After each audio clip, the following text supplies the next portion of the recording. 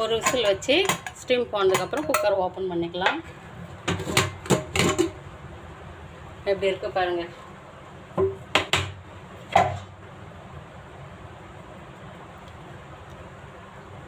Stove பற்ற வச்சுக்கலாம். இது ஒரு விசில் வரத்துக்குள்ளே நான் வந்து தேங்காய் அரைச்சி வச்சுருக்கேன்.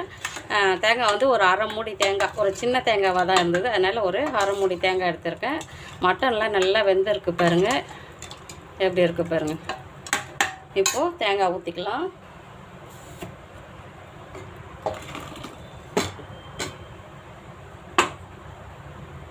தேங்காய் ஊற்றிட்டு நல்லா கிண்டி விட்டுடலாம்.